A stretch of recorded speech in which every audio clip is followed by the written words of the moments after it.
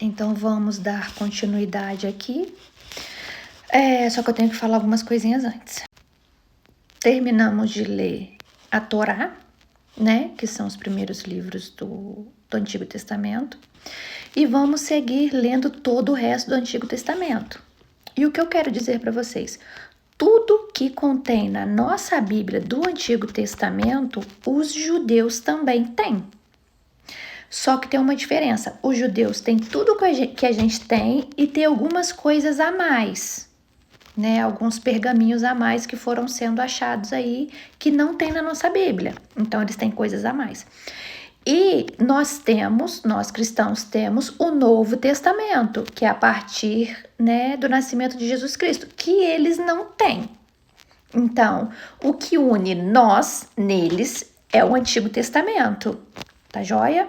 Tudo que a gente tem do Antigo Testamento, eles também têm e também leem.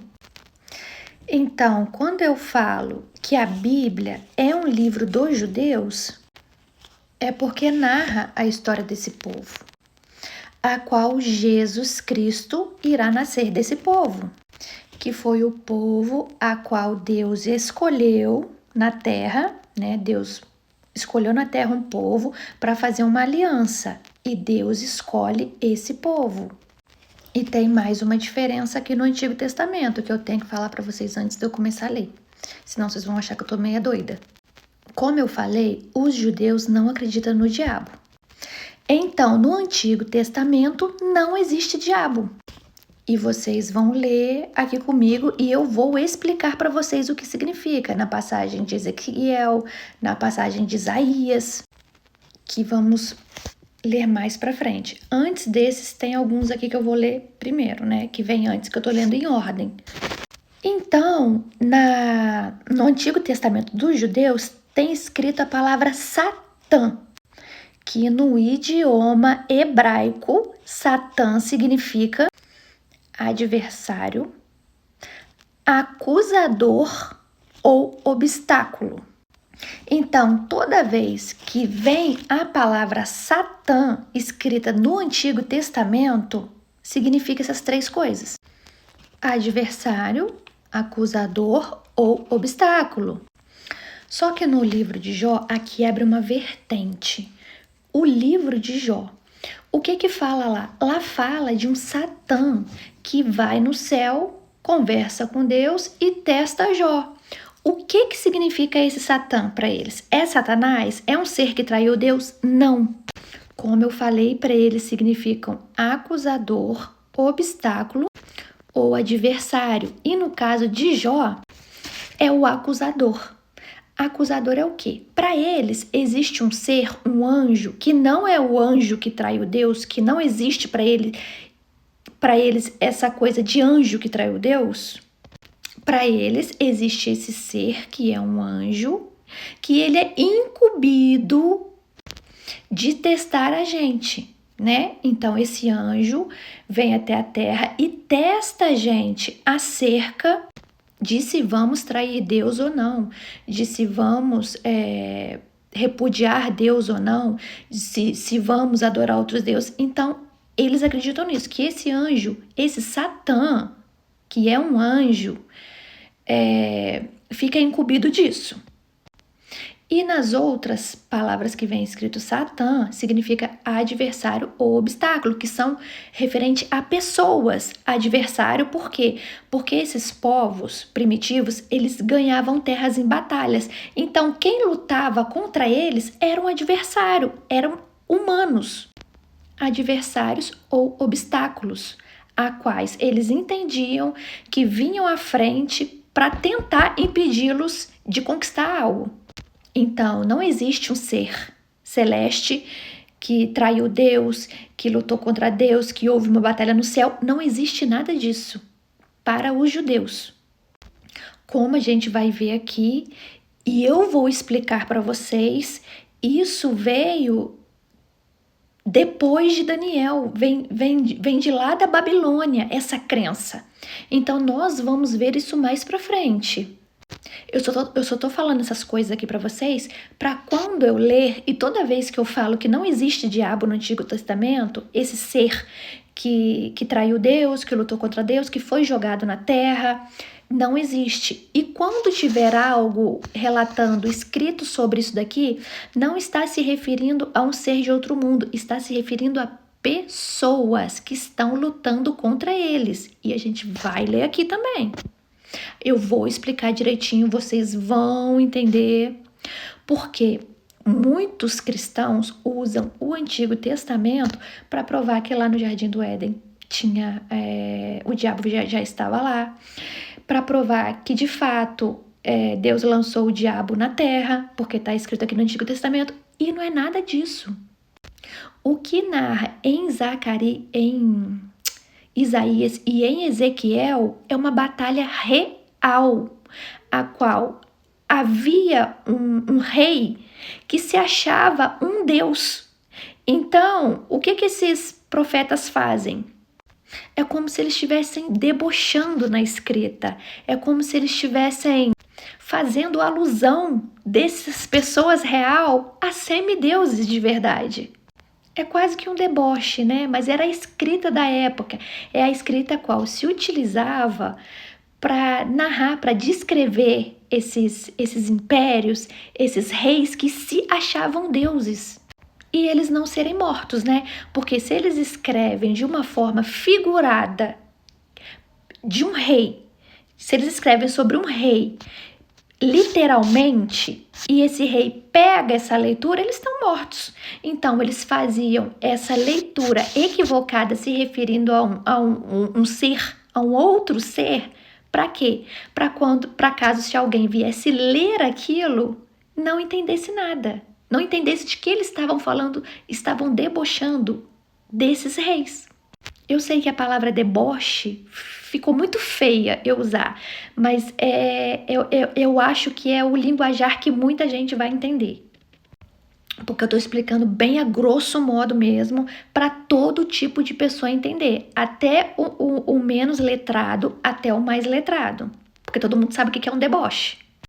Então, toda vez que eu ler a palavra Satã aqui, eu preciso que vocês entendam que não é Satanás, não é esse ser de outro mundo a qual somente os cristãos acreditam. Os judeus não acreditam nisso.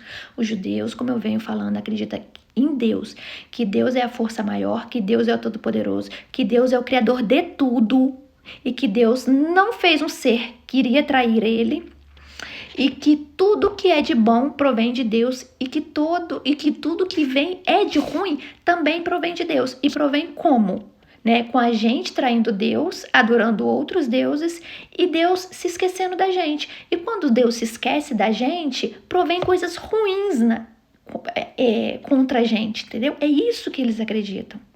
E também vocês viram aqui que foi um acordo, foi uma aliança, a qual Deus colocou ali no papel escrito ali por Moisés, que esse povo seria um povo completamente abençoado por Deus, enquanto cresce somente em Deus. E a partir do momento que eles começassem a crer em outros deuses, eles também teriam as maldições. Então, por isso que eles sabem de fato que é Deus, porque Deus falou. Tem as coisas boas, mas também tem as maldições aqui. E vocês leram junto comigo tudo isso.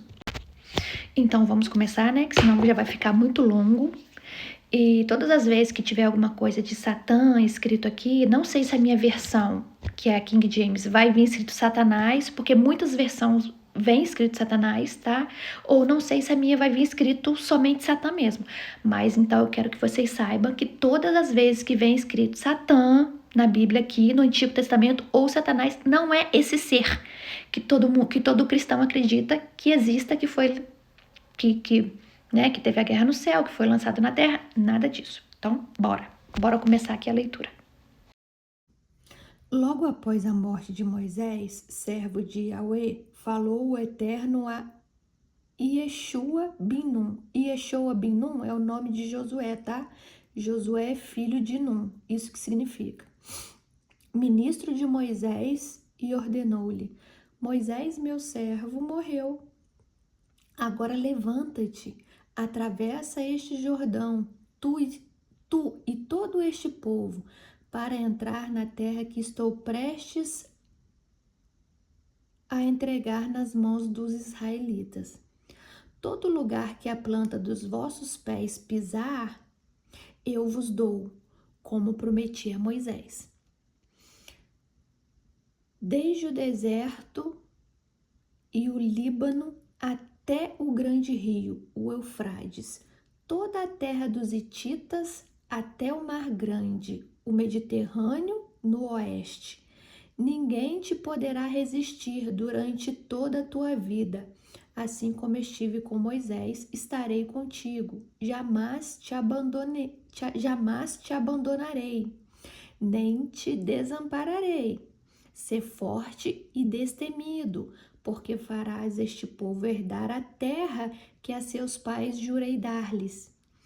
Tão somente sê de fato firme e corajoso, para teres o zelo de agir de acordo com todos os mandamentos da Torá, lei que te ordenou Moisés, meu servo. Não te partes dela, nem para a direita, nem para a esquerda, para que tenhas sucesso em todas as tuas realizações. Que o livro da Torá, o livro ao qual nós lemos até aqui, né? Que o livro da Torá, lei, esteja sempre nos teus lábios. Medita nele dia e noite, para que tenhas o cuidado de agir em conformidade com tudo que nele está escrito. Deste modo, serás vitorioso em todas as tuas empreitadas e alcançarás bom êxito. Ora, não te ordenei eu ser forte e corajoso? Não temas e não te apavores, porquanto Yahweh, o Senhor teu Deus, está contigo por onde quer que andes. Então Josué orientou aos oficiais do povo: passai pelo meio do acampamento e dai esta ordem ao povo: preparai vossas provisões, daqui a 3 dias atravessareis o Jordão, neste ponto, com o objetivo de entrardes e ocupardes a terra cuja posse o Senhor vosso Deus vos concede. Entretanto, as tribos de Ruben, de Gade e a metade da tribo de Manassés, declarou Josué: recordai-vos da palavra que vos ordenou Moisés, servo do Senhor, dizendo: Yahweh vosso Deus concede descanso e vos dá esta terra. As vossas mulheres, as vossas crianças e os vossos rebanhos permanecerão na terra que Moisés vos deu, aquém do Jordão. Vós, no entanto, todos os homens capacitados para a guerra, passareis armados diante dos vossos irmãos e os auxiliareis, até que o Senhor dê repouso aos vossos irmãos, como a vós, e igualmente eles tomem posse do território que Yahweh vosso Deus lhes concede. Então podereis retornar para a terra que vos pertence, e tomareis posse dela, terra que vos deu Moisés, servo do Senhor, aquém do Jordão, do lado do Oriente. Diante disso, todos responderam em voz alta: tudo o que o Senhor ordenaste, nós faremos. E para onde quer que nos envie, iremos. Então, você pode ver aqui que o povo concorda com tudo, né? Seguimos. Assim como em tudo obedecemos a Moisés, do mesmo modo obedeceremos a ti. Basta que Yahweh teu Deus esteja contigo nos liderando, assim como esteve com Moisés. Todo aquele que se rebelar contra as tuas orientações e não obedecer às tuas ordens, seja o que for que mandares, será morto. Tão somente ser forte e corajoso. Capítulo 2 de Josué. Então Josué, filho de Num, enviou secretamente de Chitim, o vale das Acácias, 2 espiões, e lhes orientou: ide, examinai todo o território, especialmente Jericó.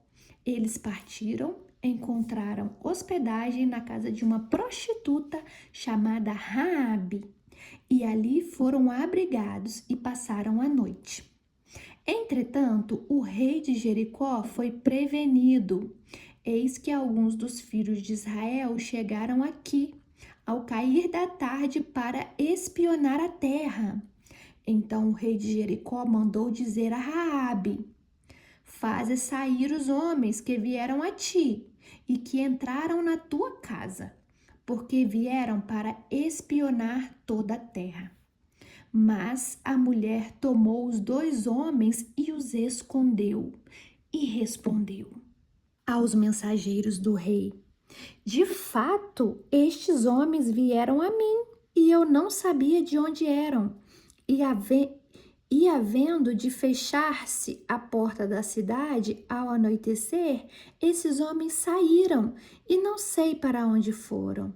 Persegui-os imediatamente, e os alcançareis.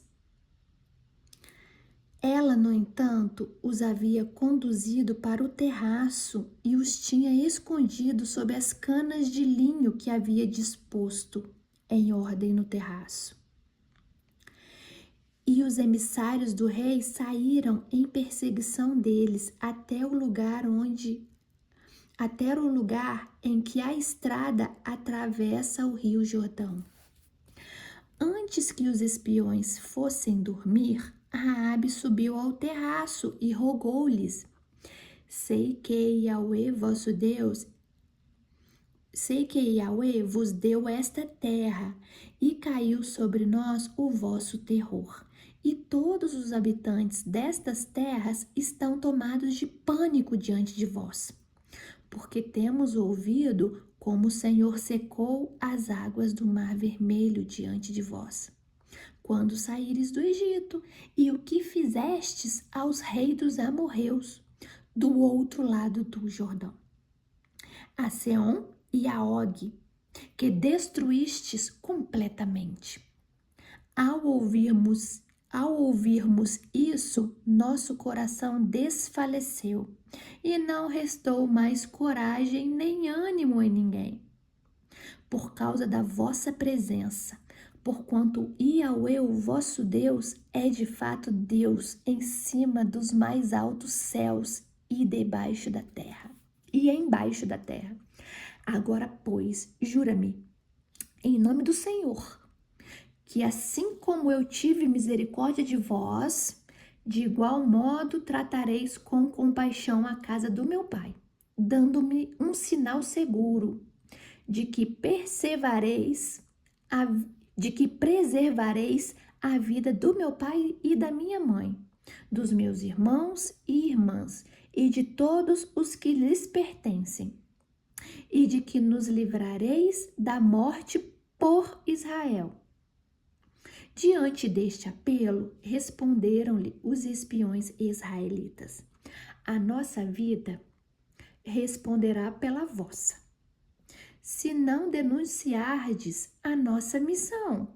E quando o Senhor nos der a posse desta terra, usaremos de misericórdia e de lealdade para contigo.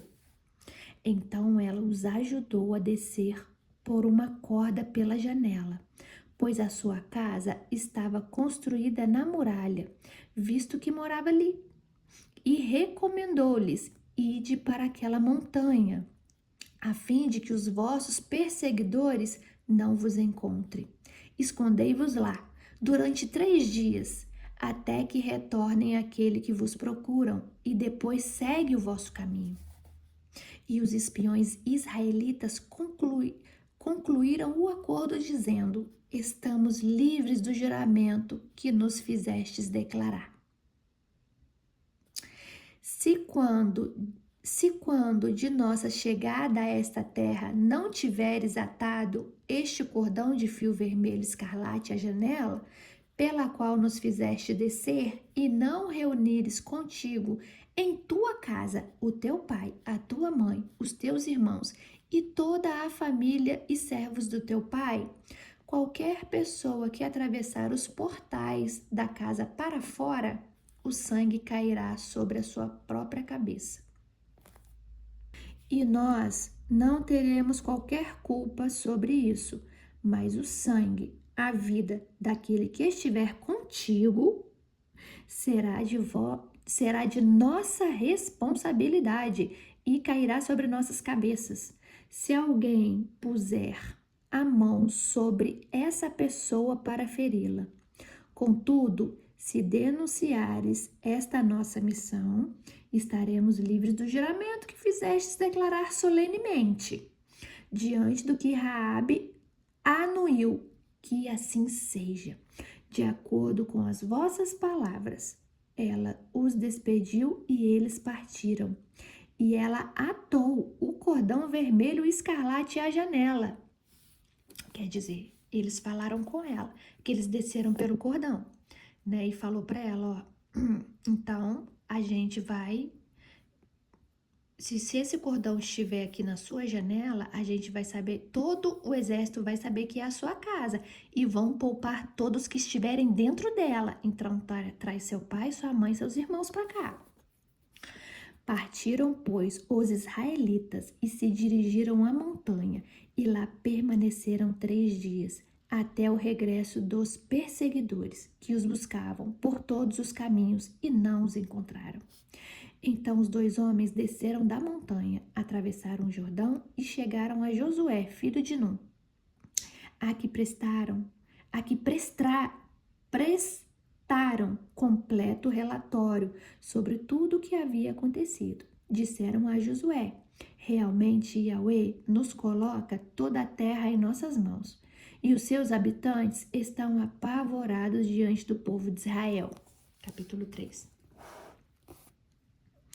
Josué e todo o povo de Israel se levantaram de madrugada, deixaram o acampamento do vale Abel-Shitim das Acácias, nas campinas de Moabe, e se dirigiram até o rio Jordão. Antes de atravessarem o rio, eles acamparam ali.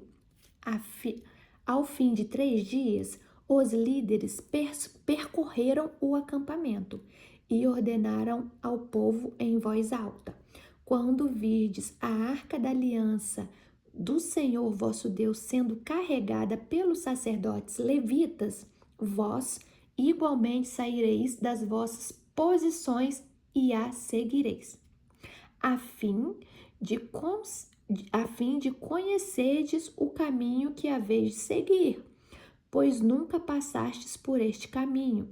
Conservai tudo entre vós e a arca, a distância aproximada de 900 metros. Cuides para não vos aproximar dela. Josué orientou o povo: santificai-vos, porque amanhã o Senhor fará maravilhas no meio de vós. Depois Josué solicitou aos sacerdotes: levantai a arca da aliança e passai adiante do povo. Em seguida, eles ergueram a arca da aliança e partiram diante do povo.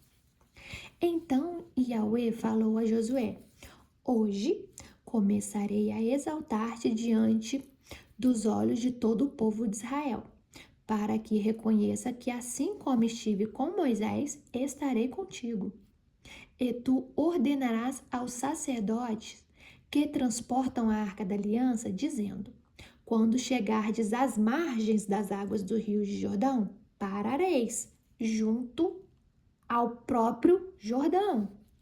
Disse então Josué aos israelitas: aproximai-vos e ouvi as palavras de Yahweh, o vosso Deus.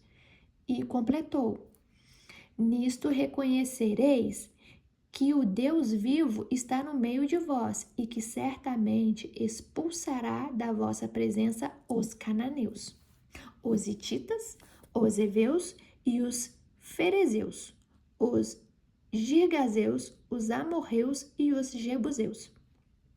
Eis que a arca da aliança do soberano de toda a terra vai atravessar o Jordão à vossa frente. Agora, pois, tomai 12 homens das tribos de Israel, um homem de cada tribo. E quando as plantas dos pés dos sacerdotes que transportam a arca de Yahweh, o soberano de toda a terra, pousarem nas águas do Jordão, as águas do Jordão serão cortadas, a correnteza será represada, e as águas formarão uma espécie de muralha de água. Ora, quando o povo deixou suas tendas para atravessar o Jordão, Os sacerdotes que levavam a Arca da Aliança estavam à frente do povo. Assim que os transportadores da arca chegaram ao Jordão e que os pés do sacerdote que transportavam a arca se molharam nas bordas das águas, pois o Jordão transborda pelas margens durante toda a época da colheita. E as águas que vinham de cima, em forte correnteza, pararam e formaram uma muralha de água a grande distância dali, perto de uma cidade chamada Adã, nas proximidades de Zerutã. E as águas que desciam para o mar de Arabá, o Mar Morto, escoaram totalmente. E assim o povo atravessou o rio em frente de Jericó. Os sacerdotes que carregavam a Arca da Aliança de Yahweh ficaram parados sobre a terra seca no meio do Jordão, enquanto todo o Israel passava pelo seco, até que toda a nação o atravessou pisando no solo da nova terra. Capítulo 4 de Josué. Quando todo o povo acabou de atravessar o Jordão, Yahweh voltou a falar com Josué e lhe ordenou: escolhei 12 homens dentre o povo, um homem de cada tribo, e ordenai-lhes: tomai daqui do meio do Jordão, do lugar onde os sacerdotes se detiveram e pousaram seus pés, 12 pedras, e carregai-as convosco, e depositai-as no lugar onde acampareis essa noite. Josué convocou os 12 homens que escolhera dentre os filhos de Israel, um representante de cada tribo, e lhes ordenou: passai adiante da arca de Yahweh, vosso Deus, até o meio do Jordão. A cada um levante sobre o ombro uma pedra, de acordo com o número de tribo dos israelitas, para que seja um sinal no meio de vós. Quando amanhã vossos filhos vos perguntarem: que significa para vós essas pedras? Então lhes testemunhareis: é que as águas do Jordão dividiram-se diante da Arca da Aliança de Yahweh. À sua passagem, cindiram-se as águas do Jordão. Estas pedras serão para sempre um memorial para os filhos de Israel. E os israelitas fizeram tudo como Josué ordenara. Tomaram 12 pedras do meio do Jordão, segundo o número das tribos dos filhos de Israel, como Yahweh havia orientado a Josué, e a transportaram ao acampamento e ali as depositaram. E Josué erigiu também 12 pedras no meio do Jordão, exatamente no lugar onde os sacerdotes que transportavam a Arca da Aliança firmaram seus pés, e elas continuam lá até os dias de hoje, até os dias em que foi escrito isso aqui. Os sacerdotes que carregavam a arca permaneceram em pé no meio do Jordão, até que se cumpriu tudo o que o Senhor havia ordenado a Josué dizer ao povo, segundo tudo quanto Moisés havia orientado a Josué, e o povo apressou-se a atravessar. Quando todo o povo terminou a travessia, a arca de Yahweh e os sacerdotes passaram à frente do povo. Os homens da tribo de Ruben, de Gade e da metade da tribo de Manassés atravessaram preparados para a guerra à frente dos israelitas, tudo de acordo com o que Moisés havia deixado orientado. Cerca de 40.000 homens preparados para as batalhas marcharam diante do Senhor, rumo à planície de Jericó. Naquele dia, o Senhor enalteceu Josué à vista de todo o povo de Israel, e eles o respeitaram durante toda a sua vida, como tinham respeitado Moisés. Então, Yahweh falou a Moisés: ordena aos sacerdotes que transportam a arca do testemunho, as tábuas da aliança, que podem se retirar do Jordão. E prontamente Josué lhes ordenou que também saíssem de lá. Assim que os sacerdotes que carregavam a arca da aliança do Senhor deixaram o Jordão, no exato momento em que seus pés tocaram o solo seco da nova terra, as águas do Jordão foram liberadas e retomaram ao seu curso normal, cobrindo, como antes, as margens de ambos os lados do rio. O povo subiu do Jordão no 10º dia do primeiro mês do ano e montou seu acampamento em Gilgal, no extremo leste de Jericó. E aquelas 12 pedras que tiraram do Jordão, Josué as erigiu em Gilgal. Orientou ele aos israelitas: quando no futuro vossos filhos indagarem a seus pais que significa essas pedras, explicai a vossos filhos que Israel atravessou este Jordão em terra seca, pois Yahweh vosso Deus fez secar as águas do Jordão diante de vós, até que passasseis, assim como o Senhor vosso Deus havia feito com o Mar Vermelho, quando o secou diante de nós, até que o atravessemos, para que saibam todos os povos da terra quão poderosa é a mão de Yahweh, vosso Deus, e para que temais ao Senhor, vosso Deus, para sempre. Capítulo 5 de Josué. Aconteceu que todos os reis amorreus que habitavam a oeste do Jordão e todos os reis cananeus que viviam ao longo do litoral do mar Mediterrâneo foram informados de como Yahweh tinha secado o Jordão diante dos filhos de Israel até que tivessem passado, e ficaram apavorados e sem coragem para enfrentar os israelitas. Naquela ocasião, Yahweh falou a Josué: faze facas de pedra e circuncida os filhos de Israel. Josué lapidou então facas de pedra e circuncidou os filhos de Israel no local que passou a ser conhecido como Givat Aralote, colina dos prepúcios. Esta é a razão porque Josué os circuncidou, todo o povo que saiu do Egito. Todos os homens de guerra morreram no deserto, no caminho, depois de sua saída do Egito. Ora, todo o povo que saíra havia sido circuncidado, mas todo o povo que nascera no deserto, no caminho depois da saída do Egito, não havia sido circuncidado. Porque os filhos de Israel andaram durante 40 anos no deserto, até que pereceu toda a nação. Os homens de guerra que saíram do Egito, visto que não obedeceram à voz do Senhor, jurou-lhes Yahweh que não veriam a terra, que seus antepassados haviam prometido sob juramento dar-nos, para onde mana leite e mel. Quanto a seus filhos, estabeleceu-os em seu lugar. A estes Josué circuncidou, visto que não haviam sido circuncidados no caminho. E quando toda a nação foi circuncidada, repousaram no seu lugar, no acampamento, até que saíram.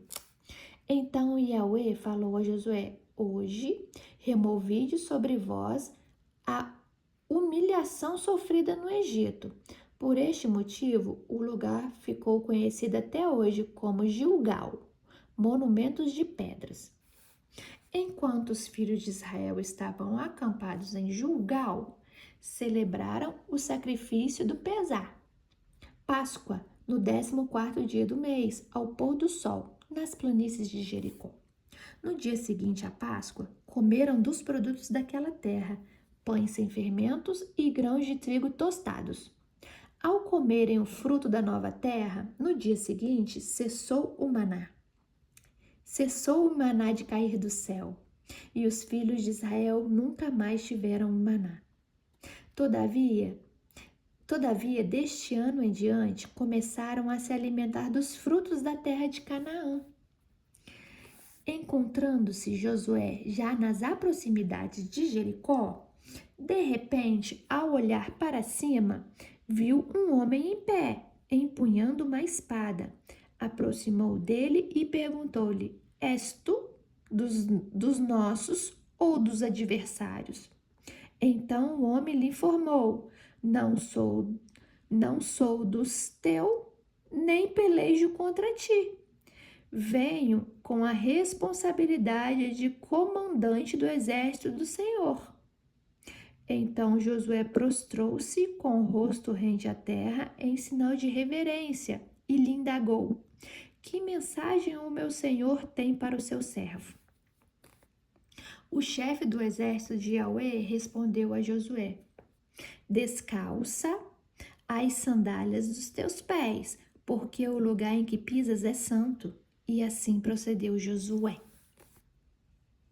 Vou até aqui, tá, gente? Então, li até do capítulo 1 ao capítulo 5 todo. Então, começamos essa etapa aqui com Josué. Moisés já não existe mais. Vocês viram que ele comanda o exército. E para quem não sabe, Josué também abriu as águas, né? Não foi de um mar, mas foi de um rio, o Rio Jordão. Todo o povo passou, né? Josué mandou os espias verificar como Jericó era, né? Raabe os recebeu, né?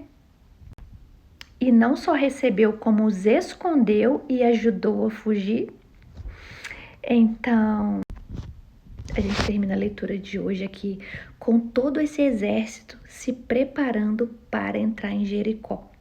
E amanhã, no capítulo 6, né, a gente já vai entrar em Jericó, né, para vencer essa batalha. E eu espero vocês aqui amanhã. Então, fiquem com Deus, um beijo, e eu espero que vocês estejam entendendo tudo. E eu espero muito que vocês estejam gostando, tá joia? Então, até amanhã.